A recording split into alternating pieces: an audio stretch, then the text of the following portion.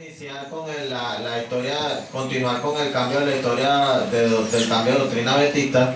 Y aquí vamos a ver quiénes fueron los autores, porque hemos mencionado un nombre, más usted no lo identifica, pues. Claro, algunos de ellos ya murieron, pero otros no. Y entonces, especialmente este señor que está aquí, este era Leroy Edwin Froom. Él fue el autor del libro La Venida del Consolador, donde él estuvo haciendo una serie de clases, conferencias con institutos ministeriales, con pastores, donde él poco a poco fue introduciendo de que el Espíritu Santo era una persona literal. Y en el libro La Venida del Consolador, creo que fue publicado en 1926, él dice que ese libro es como resultado de esas clases ministeriales que le estuvo dando a los pastores, entonces vio elaborar ese libro. Y ese libro le pusieron hasta las tapas de igualito como los libros de la hermana White. Y tiene hasta la formita y todo en la portada, solamente que dice Leroy Edwin Froom. Entonces, él escribió ese libro, La Venida del Consolador. También él escribió un libro que se llama Movimiento del Destino. Movimiento del Destino, hasta donde yo sepa, no lo han traducido al español. No lo encuentro por ahí en español. Lo que sí, está en inglés. Y él en Movimiento del Destino cuenta todo, cómo hizo el cambio y todo. O sea, todo. Es más, sistemáticamente los puntos que él atacaba. Lo muestra ahí. Uno de los puntos donde él ataca fuertemente para tratar de cambiar el concepto adventista es en decir que Jesús es engendrado por el Padre. Y él desvirtúa todo eso, o sea, trata de cambiarlo. Después en otra oportunidad, yo voy a ver si puedo hacer el trabajo de traducción de las citas, que son claves, para que ustedes se den cuenta de lo que le estoy diciendo. Que él hizo, él sabía lo que estaba haciendo. O sea, él no dijo, oye, ¿será que esto estará mal? No, él sabía este punto, este punto, este punto. Y en cuanto al tema de la naturaleza de Cristo, él también se atacó ese punto en cuanto a doctrina de la iglesia adventista, pues cambiarlo, modificarlo, ¿me entiendes? Para que la fe adventista fuese aceptada ante los ojos de los evangélicos. ¿Sí? Y que la iglesia no fuese catalogada como una secta, sino como una iglesia.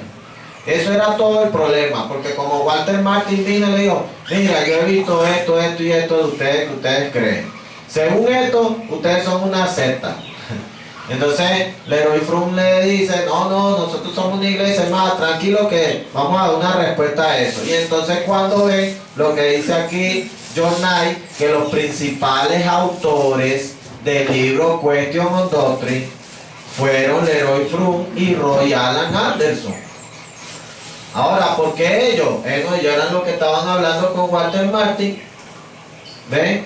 Y entonces le dieron una respuesta a los evangélicos modificando puntos fundamentales de la teología adventista. El lenguaje que se estaba utilizando, eso no era el lenguaje que habían utilizado los pioneros para explicar. Puntos claves que vimos. El tema de la deidad, ¿verdad? Que ellos estaban, Walter Martin estaba diciendo, no, la posición que tienen en cuanto a la Trinidad ustedes, el tema de la naturaleza de Cristo, el tema de la expiación y el tema de la justificación por la fe relacionado con el guardar los mandamientos de Dios y todo eso. ¿Ven? Porque para los evangélicos, ellos no creen en la parte de la justicia impartida. O sea, ellos es justicia imputada solamente. Y cuando es justicia imputada, ellos dicen que cuando Jesús te justifica, es que allá en el cielo, legalmente, Dios te declara justo. Y es una sentencia desde allá arriba. Pero que aquí abajo no pasa nada. Pues tú sigues siendo igual de pecador, pero que en el cielo te declaran justo. Eso se llama una justicia forense. O sea, es legal, meramente legal. Mientras que la enseñanza de la hermana White y de Waggoner y Young, y de precisamente que fueron los que enfatizaron mayormente ese tema de la justificación por la fe en el movimiento adventista. Es más, Waggoner dice claramente en el libro de Cristo y su justicia que la justificación no es simplemente algo legal, sino que va más allá, que transforma el corazón del individuo, o sea, que sí afecta al individuo. ¿Me entiendes? Exacto, ahí en la parábola del fariseo. En cambio, cuando estamos hablando de una justicia de tipo forense o legal, es meramente que Dios dice allá arriba, tú eres justo, pero aquí abajo no te pasó nada a ti.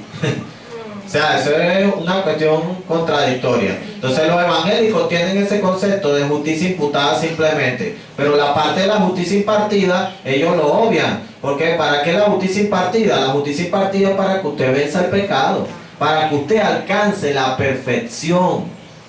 Entonces, cuando un evangélico no te quiere aceptar la justicia impartida, porque él ya dice que cuando yo acepté a Cristo me perdonaron mi pecado y ya yo estoy salvo. ¿Ven? Entonces, ¿para qué la Biblia te habla de los 4 procesos para llegar a la redención? O 3 procesos para llegar a la redención. La Biblia es muy clara. En 1 Corintios 1:30, ¿qué dice?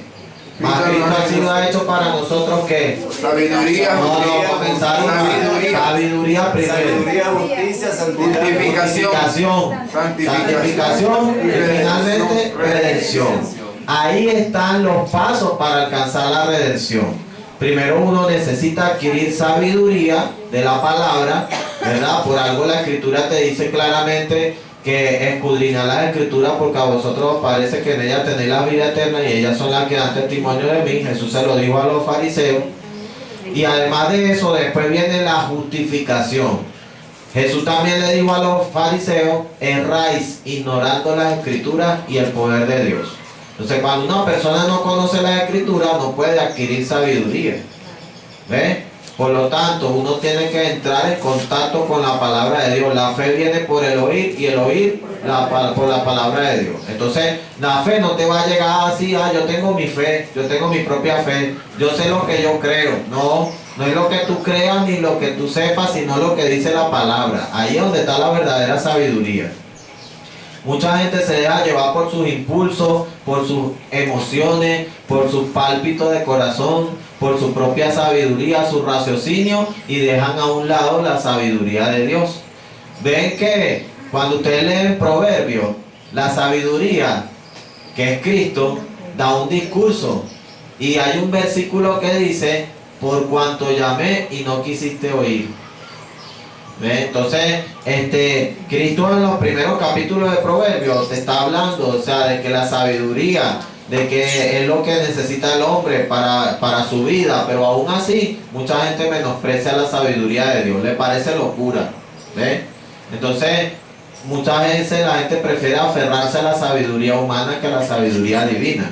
Entonces, la sabiduría, después tenemos justificación. ¿Qué es justificación? Perdón de los pecados. Pero no solamente perdón de los pecados, eso implica cambio de corazón, un cambio de mente, una nueva criatura, ¿me entiendes? Y que cuando Cristo te viste con su justicia, Cristo no te va a colocar su justicia para cubrirte el pecado, para tapártelo. Pues el pecado voluntario, eso no lo va a estar cubriendo la justicia de Cristo. Cristo te perdona, pero si tú vienes y voluntariamente decidiste pecar, perdiste esa justificación, ahora tienes que volverla a buscar. ¿Me entiendes? Entonces, por eso es que la bendición de la justificación se retiene mediante una obediencia continua. Lo dice la hermana Guay, una obediencia continua. No es que, porque siempre en la iglesia bendita le ponen el cuento a la gente que ellos te hacen la escalera, pero no como la de Pedro, que va subiendo. No, cuando explica justificación por la fe, no. Tú subes, baja, subes, baja, subes, baja. Entonces tu experiencia cristiana es como un ascensor. Estás a veces arriba, después te fuiste para abajo otra vez. Y así no, eso no es. La escalera de Pedro no es que sube y baja, no es sube y sube. Ascendiendo hasta alcanzar la meta. Esa es la verdadera vida cristiana. Bien, y lo que sí, la hermana Guay lo dice claramente, que hay una cita que después cuando estudiemos bien el tema del santuario, la expiación, todo eso, ahí ustedes van a tener oportunidad de analizarlo. Ya con algunos hermanos hemos estudiado eso, por eso les puede servir de repaso, porque la hermana Guay dice claramente que los hierros de los verdaderos creyentes, Cristo los cubre. Ejemplo de ello, Guillermo Miller. A Guillermo Miller le hablaron del sábado, pero no lo aceptó. Pero por presión social de sus hermanos de su iglesia. Y él no quiso aceptar el mensaje del tercer ángel. Pero hermana White dice que ese pecado se lo van a cargar encima a los amigos de él. A los hermanos esos que lo presionaron para que él no aceptara. ¿Entienden? Tienen su cuota de responsabilidad ahí. Igualmente Lutero murió guardando domingo. Ahora, ¿cómo es que Lutero se va a salvar guardando domingo? Porque él no, eso es un pecado por hierro. O sea, él no sabía, él no llegó a comprender ese punto, pero igualito es pecado. Así él no sabía nada, estaba violando la ley. Entonces, ese hierro lo cubre Cristo, ¿me entiendes? Porque hasta la luz que él tuvo. Pero por el desconocimiento de parte de él. Claro, eso es lo que estamos hablando, de los pecados por hierro. En cambio, y hay casos, o sea, como dice la cita, bueno, tendrían que leerla, los pecados, los hierros de los verdaderos creyentes, pues. Y que la hermana Guaya habla de ese caso que antes de 1844 muchos cristianos murieron sin guardar el sábado. Ahora, ¿qué va a pasar con ellos? ¿No eran verdaderos creyentes? Claro que sí, pero la luz no le había llegado al respecto de eso. ¿Entiendes? Entonces, la justificación por la fe, y después tenemos nosotros en el versículo que nos habla de santificación. Seguir la paz con todos y la santidad sin la cual nadie. ¿Cuánto es nadie? Así que nadie se puede estar engañando. Nadie se puede estar engañando. Si no hay santidad, no ve al Señor. ¿Qué es santidad? Conformidad perfecta con la ley de Dios. La hermana Guaya en el camino a Cristo, por eso que ustedes van a ver a uno de estos personajes que están vinculados con el cambio de doctrina, que es Barnhouse. A Barnhouse, un pastor llamado W.T. Unruh le regaló un camino a Cristo. Entonces cuando él le regala el camino a Cristo y el hombre se lo lee, dice, no, yo no puedo aceptar esto. O sea, un camino a Cristo, para que ustedes vean el contenido teológico que tiene un camino a Cristo.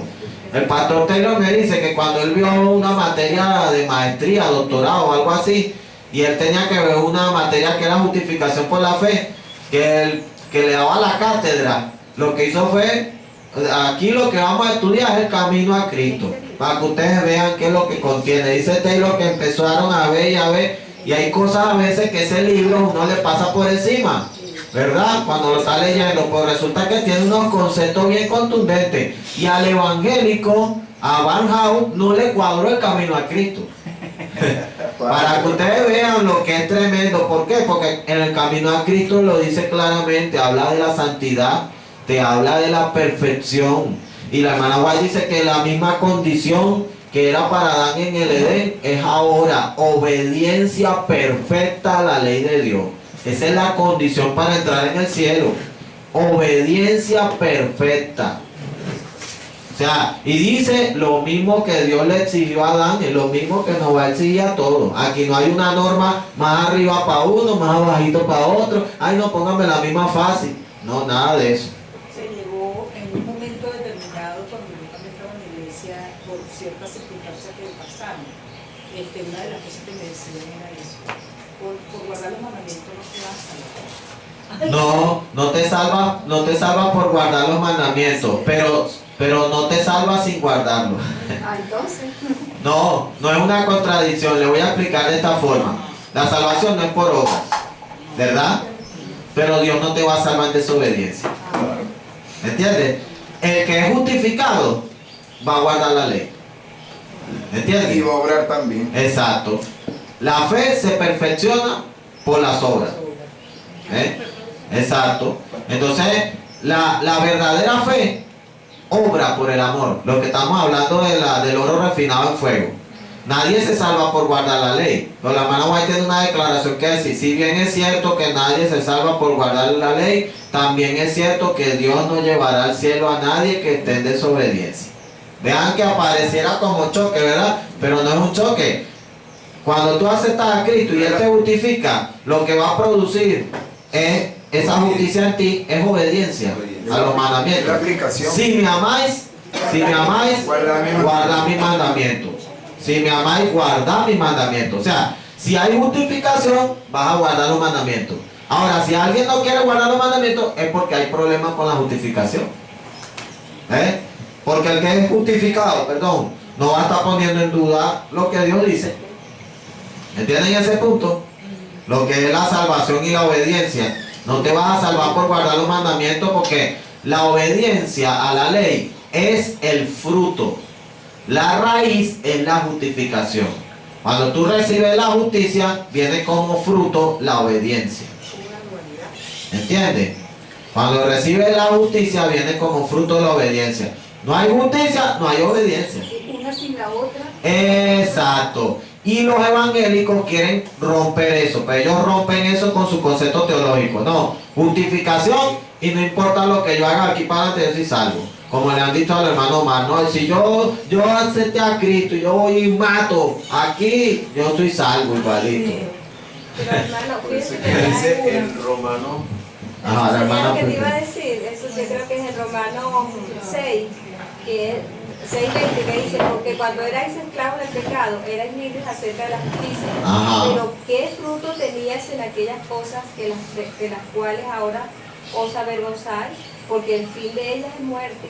Mas ahora que habéis sido libertados del pecado y hechos siervos de Dios, tenéis por vuestro fruto la santificación y como Ajá. la vida eterna. Exacto, O sea, ahí eres está. esclavo, Ese es un fruto. Entonces, lo que pasa es que no entienden que vivir en desobediencia es igual a estar esclavo del pecado. Ajá. El que comete pecado, ¿de qué? Del diablo. Eso es claro, hermano. Lo dice Juan. Mira, Juan es uno de los que habla en su epístola bien claro de la obediencia. Porque nadie se va a engañar, porque había gente en el tiempo de Juan que pretendía ser cristiano, pero querían vivir en transgresión de la ley. ¿Me entiendes?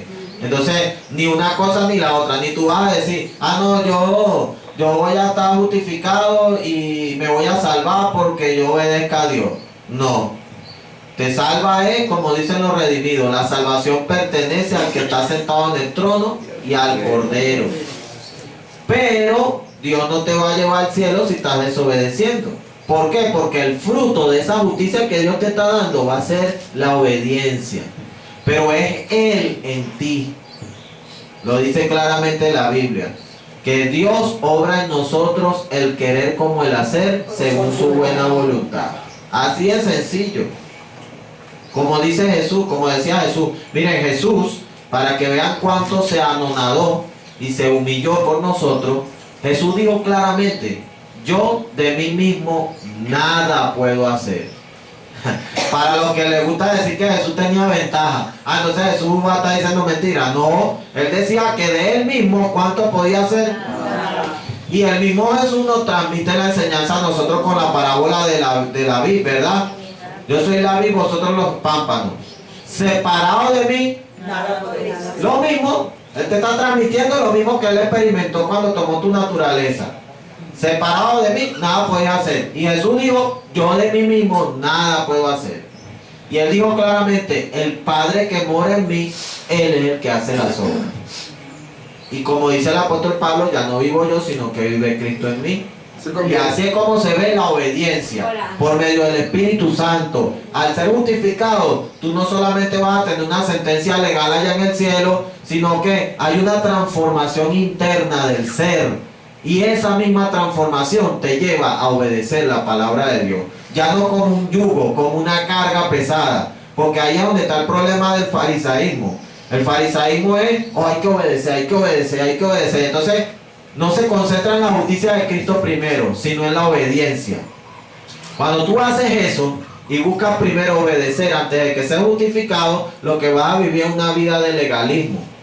Entonces te vas a empezar a dar cuenta, oye, yo quiero obedecer, pero estoy violando. Entonces te empiezas a crear normas humanas para obligarte a obedecer.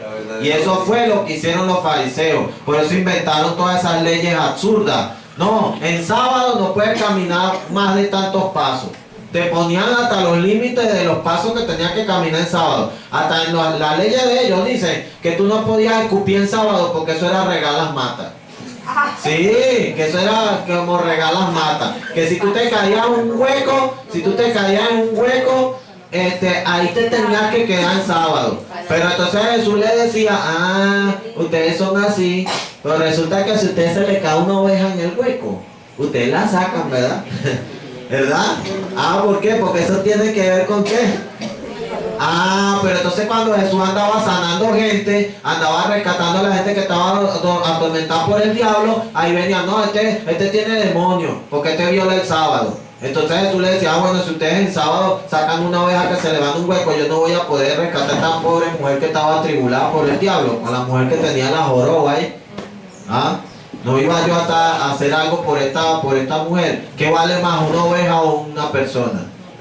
¿Ah? Claramente, porque Jesús lo dice. Vosotros valéis mucho más valéis más que muchos pajarillos. O sea, tenemos un valor infinito. Tenemos nuestro valor es la sangre de Cristo. O sea, la vida de Él. Él dio su vida por nosotros. Tenemos un valor infinito, así que por eso también aprovecho que cuando la gente dice, no, que cuál es el concepto que tú tienes de autoestima. Autoestima es el valor que tú mismo te atribuyes. Ya cuando empiezas por ahí ya estás mal.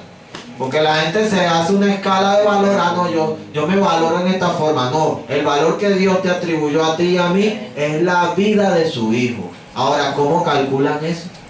No hay forma. Dígame cuánto vale la vida de Cristo. ¿Ah? ¿Un valor de qué tipo? Entonces, ¿cuánto valemos nosotros para Dios? Tenemos un valor infinito. No hay norma humana que pueda establecer eso. Ahí está el pecado de miles. Bien. Sí, aquí dice, vean lo que dice la hermana Guay en primero escrito.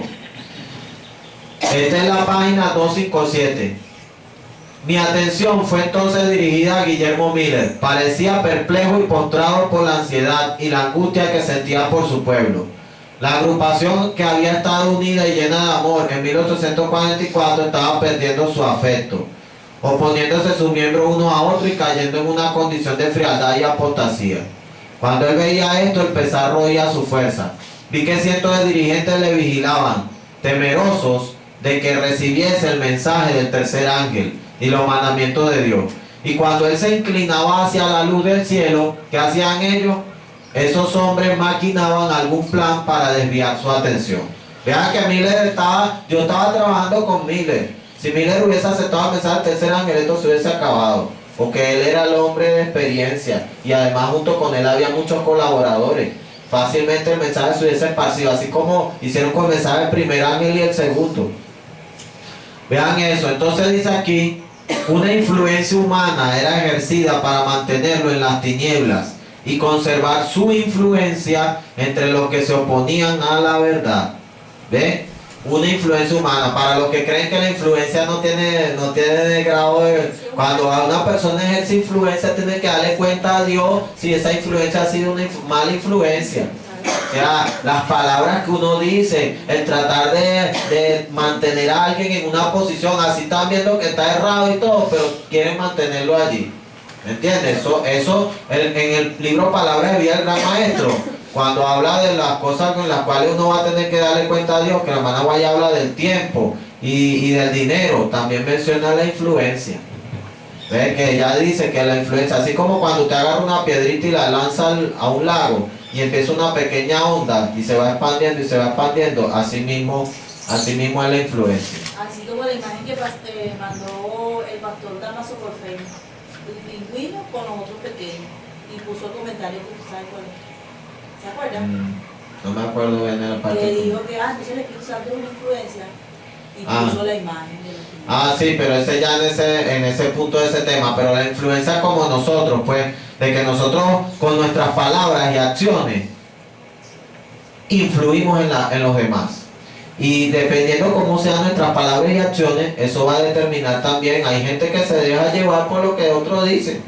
Y si tú tienes palabras a veces que convencen a los otros y los convencen para el lado equivocado, por eso vas a tener que dar cuenta a Dios. ¿Qué hicieron los fariseos? Los fariseos repitieron tanto que Jesús no era el Mesías y que tenía demonios y todo eso, hasta que ellos mismos se lo terminaron creyendo y hasta que hicieron que todo el pueblo les creyera. Y dice la hermana White que la ruina de toda esa nación se debió a sus dirigentes religiosos.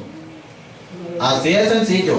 ¿Por qué el ladrón en la cruz se desvió y terminó como ladrón? Pero gracias a Dios que Dios lo rescató allá en la raya cuando ya estaba justo al lado de Cristo. ¿Por qué? Porque la hermana White dice en el deseo a toda la gente que el ladrón en la cruz fue a preguntarle a los fariseos, que si Jesús era el Mesías, porque el ladrón en la cruz estaba escuchando a Cristo, él escuchó a Cristo predicar, lo vio lo que estaba haciendo y fue y le dijo a los dirigentes, mire, este hombre es el Mesías. No, no, ese es un impostor. Se dice la hermana White que el ladrón en la cruz, el que fue después posteriormente ladrón en la cruz, no era ladrón anteriormente, él, para ahogar la convicción que tenía en su mente de que Jesús era el Mesías, prefirió irse para el mundo. Y vean la misericordia de Dios, ¿no? Que sabía que esa alma era sincera y que había tomado esa decisión por la mala influencia de los dirigentes. Porque él decía, oye, él está viendo una cosa, está escuchando otra y esto le está diciendo, no, ese es un impostor. Entonces, por dejarse llevar por el concepto de los dirigentes, decidió irse al mundo a ahogar su convicción. Y en la misericordia de Dios, se encontró con Cristo en los días, en el tiempo final ya de su vida. Pero eso es así, porque muchas veces la gente quiere usar el caso del ladrón en la cruz para aplicárselo a ellos. Pero resulta que aquí nadie está en condición de ladrón en la cruz, porque ladrón en la cruz no tuvo oportunidad de escuchar todo lo que escucharon la gente, que él escuchó algunos discursos de Jesús. Por eso es que ustedes ven que el ladrón en la cruz no era un paracaidista, que ahí apenas por primera vez iba a escuchar a Jesús, no. ¿De dónde dijo? Acuérdate de mí cuando vengas en tu reino. Ya lo había escuchado. ¿De dónde sacó él eso? Jesús no estaba predicando cuando le estaban cayendo a latigazos ahí, pues, o sea, no se puso a dar ningún discurso. ¿Y cómo va a decir él, acuérdate de mí cuando vengas en tu reino? Ya sabía que iba a venir en su reino. Lo está reconociendo como el Hijo de Dios. Mientras que los demás se están burlando, él lo está reconociendo como que va a venir con su reino. O sea, tenía más fe que hasta los mismos discípulos que estaban ahí. Porque los discípulos salieron corriendo. Y dice la hermana Guay que por eso el testimonio de él es tan contundente. Que mientras todos los demás lo estaban negando, burlándose de él, que hasta los mismos discípulos habían salido corriendo, el ladrón en la cruz estaba confesando a Cristo como su Señor. ¿Ven? Y por eso representa a los que en la hora undécima van a aceptar el mensaje del Señor. Ella lo dice claro, el ladrón en la cruz representa es a los que en la hora undécima van a aceptar el mensaje del Señor. No cualquiera. No es que esté diciendo porque la gente cree, han vivido una etapa de cristiano al principio de la vida, entonces se desvían, entonces piensan que cuando ya se estén muriendo en el lecho de muerte yo me puedo arrepentir. No. El arrepentimiento no es obra humana. Si oyere hoy su voz, no endurezcáis vuestros corazones. Dios sabe cuántas oportunidades le da a cada quien. Y Dios sabe cuál es la oportunidad que le da a una persona. Y si esa persona es su última oportunidad y la rechaza, comete el pecado imperdonable. Y no, así tenga el lecho de muerte ahí brincando y pidiendo y todo eso. Es más, el que comete pecado imperdonable ya no tiene necesidad de buscar cosas religiosas. Como pasó o sea, lo digo por este caso, Heisenfeld. ¿Saben quién era Heisenfeld? Heisenfeld, él fue a quien Dios le dio las visiones que le dio a Elena.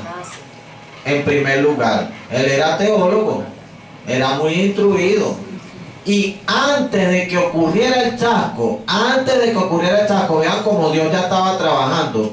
Ya Dios le había revelado a Heisenfeld las primeras visiones que él le dio después a la hermana Juárez. Antes del chasco. ¿Y qué hizo Heisenfeld? Él no quiso agarrar el ministerio profético, él rehusó. Entonces, como rehusó, le apagaron la luz. Entonces eso fue lo que hizo Dios y dice que él perdió todo interés en las cosas religiosas, o sea que él ya no le importó más nada de estar pendiente de las cosas cristianas ni nada de eso. ¿Me entiendes? Cometió un pecado contra el Espíritu Santo por rechazar el llamado de Dios. Lo recibió pero lo rechazó. No lo recibió, él él tuvo las revelaciones, las visiones, mas no quiso aceptar el llamado al ministerio profético. Y por eso después Dios buscó a William Foy y William Foy tampoco quiso aceptar. Y después Dios dijo, bueno, entonces me voy a buscar la más débil de las débiles. Y se buscó a Elena. Y Elena se aceptó. Elena al principio tampoco quería. Porque ¿saben lo que era? Ella veía lo que era esa responsabilidad. Sí, ganarse enemigos. Y le pidió a Dios que se la diera a otro. Y Dios, no, usted. Y tuvo que aceptarlo, o sea. Y vean que fue una bendición. Fue una bendición para ella, para sus familiares que estuvieron a su alrededor. y para nosotros que hemos estado leyendo sus escritos. Vean, y perseveró en ese ministerio, pues. Esa fue la bendición que se perdieron Heisenberg y William Foy. ¿Ven? Bien, entonces tenemos aquí, después de esta introducción de lo que es toda esta cuestión, veamos nosotros los pasos, que dice 1 Corintios 1:30, sabiduría, justificación, santificación, y después que viene, Redención. así que si no hay santificación, no hay redención. Así de sencillo. La sola justificación no es suficiente para entrar en el cielo. La justicia imputada es nuestro derecho al cielo, mas la justicia impartida es nuestra idoneidad para ir al cielo. Usted puede recibir la justicia imputada y tener derecho al cielo, el pasaporte pues, pero si usted no está idóneo, no entra.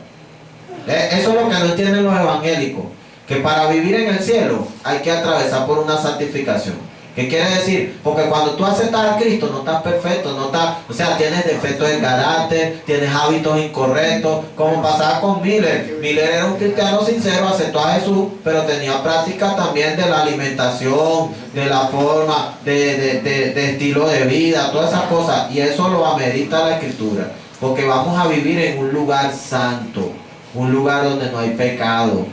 Nada, no, la gente no va a estar allá peleando unos con otros. O sea, Dios ha hecho este plan de redención con un control de calidad para garantizar que el pecado no se va a levantar más nunca, más nunca en el universo. Y Dios no puede meter allá a quien haya dejado pendiente, aunque sea un puntico ahí que no haya vencido. Por eso la norma es igual para todo el mundo. Obediencia perfecta a la ley de Dios. Obediencia perfecta. ¿Dónde aparece esa frase, pastor? Obediencia perfecta. La ley de Dios. Eso está en el camino al Cristo. Y yo tengo un folleto ya que después se lo voy a facilitar. No sé si de repente se lo di en el pasado, que se llama Perfección en Cristo. Una cantidad de compilación de citas de ahí de la hermana White, donde ella habla sistemáticamente de alcanzar la perfección. Y también de la palabra de Dios. Porque la Biblia tiene un montón de versículos que hablan de la perfección. Y por eso que ustedes ven que de donde venía la hermana White, que era de la iglesia metodista, el que fundó esa iglesia fue John Wesley. Y John Wesley, con pura Biblia, sin necesidad de hermana White, porque la hermana White no existía en su tiempo, hablaba era de la perfección cristiana, de que había que alcanzar la perfección cristiana. Y por eso que donde Wesley predicaba, sacudía a la gente. O sea, era unos sermones contundentes. Dice que Wesley se iba a las 3, 4 de la mañana a predicar en los mineros. Y que ellos con su cara así toda negra y todo eso, se veía que se le hacía un camino con las lágrimas cuando escuchaban los sermones de Wesley, que los estremecían. Entonces, Wesley enseñaba la perfección cristiana, claramente. Y así han sido siempre los hijos de Dios en todo tiempo. Porque hay que alcanzar la victoria sobre el pecado. Y es aquí en la tierra. Aquí. ¿Qué es lo único que nos vamos a llevar al cielo? Dice la hermana White. El carácter. Eso es lo único que se lleva al cielo. Así como usted lo desarrolló aquí, así va a ir al cielo con ese carácter. Por lo tanto, en el cielo es un lugar perfecto y santo. No van a permitir que alguien con carácter torcido entre allá. ¿Entienden? Esa es la norma que Dios ha establecido. No la estableció Richard Pertú. Jesús lo dijo: sé pues perfecto como vuestro Padre que está en los cielos es perfecto. Para los hombres es difícil, mas para Dios no es imposible, porque la Escritura nos lo dice claramente: donde abundó el pecado, Sobreabundó la gracia. así que es más el poder que Dios da para vencer el pecado que lo que el pecado mismo puede hacer en contra de uno. O sea, si hay un pecado que te está agobiando, que te está ahogando, Dios te puede dar una gracia sobreabundante para que lo venza.